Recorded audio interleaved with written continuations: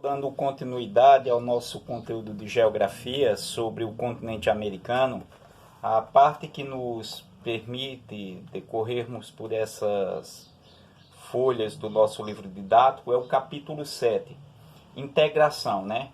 Uma América ou várias? Respondendo ao mesmo tempo aquela questão aqui, numa breve revisão para com vocês, o continente americano, no meu conceito e de muitos que estudam a problemática da economia e das ideologias, a gente tem um conceito relacionado a isso, porque é um continente com várias diferenças. Começa desde a América anglo-saxônica à América Latina, nessa divisão cultural, já tem uma diferença.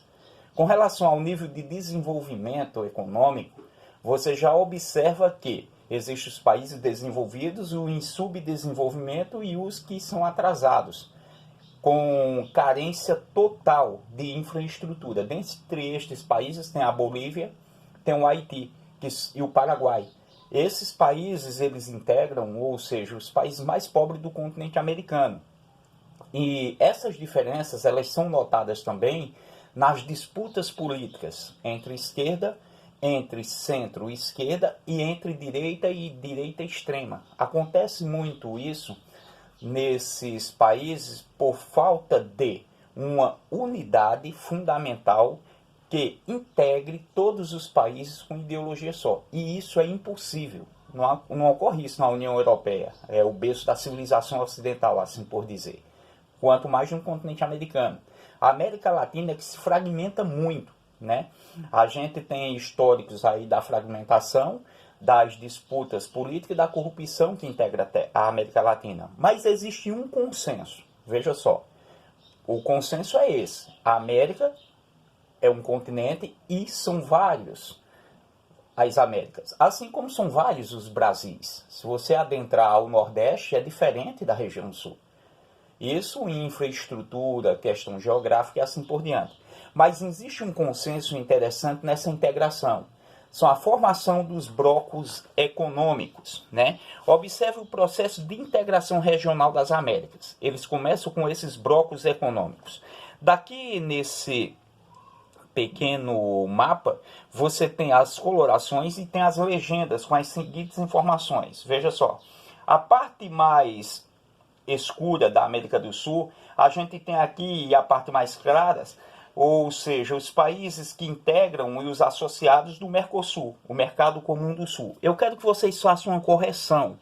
Se você fez algumas pesquisas anteriores, está observando a Venezuela, por não ter transparência em suas eleições, considerada uma ditadura de Nicolás Maduro, a opressão ao seu povo, não respeitando os direitos constitucionais e também direitos existentes na OEA, na Organização dos Estados Americanos, ela foi desintegrada do Mercosul, não é? Nessa parte aqui aí você tem países integrantes do Pacto Adriano, do Pacto Andino, são os países da América Andina, né, que compreende ali a região da Cordilheira dos Andes.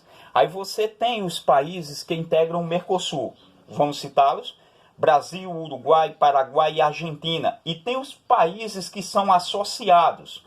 Dentre eles eu tenho o Peru, eu tenho a Colômbia, eu tenho o Chile e entre outros. Veja só, existe também um bloco poderoso economicamente, assim por falar, é o NAFTA, né? O NAFTA inclui países como o Canadá, Estados Unidos e o México. Olha que contraponto interessante para você analisar. Existe um muro aqui dividindo, né, essa parte desenvolvida da parte em subdesenvolvimento. Esse muro está sendo debatido para a sua ampliação, para separar mais ainda o povo mexicano dos Estados Unidos. E é interessante que, embora estando ligados com o mesmo bloco econômico, com ideologias econômicas de unificação, de proteção de mercados, não unem as pessoas com relação à integração. Porque os mexicanos poderiam ter livre acesso aos países desenvolvidos. Mas existe um muro bloqueando com relação a isso. Aí você já observa logo aí uma união econômica, mais uma divisão relacionada ao índice ou grau de desenvolvimento dessas nações. Não existe essa mesma preocupação com os Estados Unidos e Canadá. A fronteira aqui tem controle, mas não é tão rígida como a fronteira entre México e Estados Unidos, que é uma das mais vigiadas do mundo. Existem grupos de coiotes que levam pessoas da América Latina para adentrar nos Estados Unidos. Por que isso? Porque o nível econômico dessa região é bastante elevado. Para você ter uma noção, salários de copeiros, de serventes, de pedreiros é tão alto quanto salários de médicos aqui nessa região do Cone Sul, da América do Sul. Tem pedreiros dos Estados Unidos que chegam a fazer em torno de 5, 6, 7 mil dólares. Né? Para você ter uma noção, comparado isso a real, é uma coisa absurda. Né? Por isso que muitos tentam adentrar e trabalhar clandestinamente nos Estados Unidos, porque é uma opção de enriquecimento com relação ao próprio continente latino-americano. Porque a partir do momento que você se estabelece num desses países, você vai ter quase que uma qualidade de vida diferente da que você tem na América Latina. Você vai ter seu carro, você vai ter o seu trabalho, você vai ter a sua casa toda mobiliada. Por quê? Quando você construir isso, não é as mil maravilhas não, viu? Você vai construindo aos poucos. Aí você observa a diferença com relação ao custo de vida existente, os baixos salários e a exploração da mão de obra da América Latina. Então, o baixo salário norte-americano é um alto salário para os países, vários deles, da América Latina. Vou dar um exemplo para vocês, viu? Porque os médicos cubanos, né, naquele pacto que foi criado entre o governo Dilma e o governo Lula com Fidel Castro, que trouxeram para cá vários médicos cubanos, eles não reclamaram, porque 3 mil reais eram para eles e 7 mil para o governo.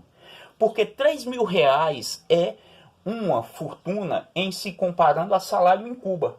Se você analisar o salário venezuelano, é baixíssimo. Tem muito venezuelano que submete-se a trabalhar aqui no Brasil por uma ninharia. Vou dar outro exemplo para vocês. Na Bolívia, muitos costureiros bolivianos trabalham aqui no sistema do Brasil quase que como escravo. Eles não podem denunciar, que senão são deportados. E eles costuram para marcas interessantes aqui no país, viu? Muitas dessas costuras desses bolivianos são encontradas no Brás. Um boliviano estruturado aqui, ele não quer contratar uma mão de obra aqui qualificada no país, o que é que eles fazem? Manda buscar muito boliviano e colocam eles lá num cubículo, num quartinho, trabalhando 12, 15, 16 horas diárias.